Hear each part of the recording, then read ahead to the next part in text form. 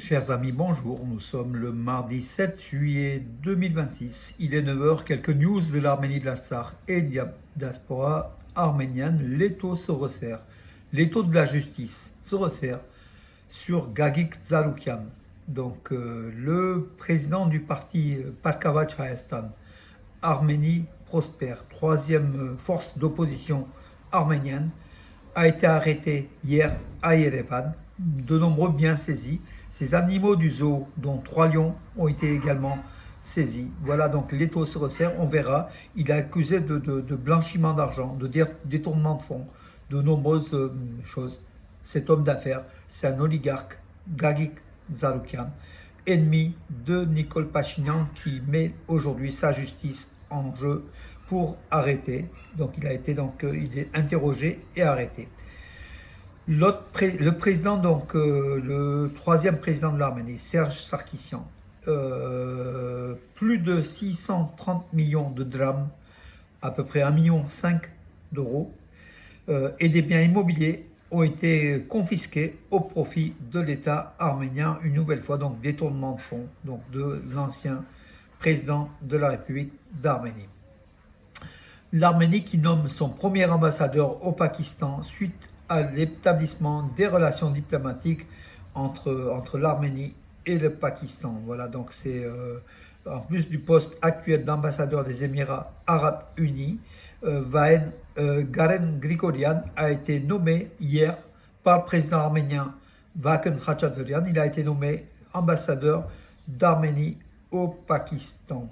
Voilà, donc aussi les choses avancent à ce niveau-là. Le Pakistan qui n'a toujours pas reconnu le génocide des Arméniens. Avec la Turquie et l'Azerbaïdjan, le Pakistan fait partie de ce triumvirat, ces trois États négationnistes, qui n'ont toujours pas reconnu le génocide des Arméniens. Voilà mes amis, donc la session du Conseil politique et industriel de l'Union économique euro-asiatique qui s'est tenue à Ekaterinbourg en Russie donc hier, le ministre arménien de l'économie, Gevorg Baboyan, a participé. Voilà. Il est même intervenu dans un discours avec ses homologues russes. Il a souligné l'importance de l'union économique euro-asiatique et de l'industrie de l'Arménie qui progressait. Donc Nicole Pachinian, qui était également en Russie à Ekaterinbourg, il a rencontré son homologue russe sur place. Il a fait un discours justement sur l'évolution de l'industrie, de l'économie de l'industrie en Arménie. Voilà, donc un discours visant à affirmer que l'Arménie avançait à grands pas sur le chemin du développement de ces industries avec des taux des taux importants de croissance industrielle de la République d'Arménie. Le ministre arménien de l'économie l'a également affirmé, Gevorg Papoyan. Voilà. Que dire d'autre de l'actualité arménienne, mes amis? Donc, donc 30 wagons citernes, des wagons citernes chargés de gaz propane sont en route de Russie vers l'Arménie via l'Azerbaïdjan. Donc, à ce jour, plus de 14 000 tonnes de gazole et plus de 4 000 tonnes d'essence ont déjà été exportées d'Azerbaïdjan vers l'Arménie. Donc voilà, donc ça continue. 34 000 tonnes de céréales également à travers, par voie ferrée, hein, en plus des camions qui desservent aussi l'Arménie. Là, on parle de voies ferrées qui transitent par l'Azerbaïdjan, la Géorgie et qui arrivent en Arménie. Voilà, donc le dernier envoi, 30 wagons citernes de gaz propane depuis la Russie vers l'Arménie. Marina Rahramanyan, porte-parole du parti Arménie Forte, donc le premier parti d'opposition en fait en Arménie, qui a eu plus de 23% des voix aux élections parlementaires.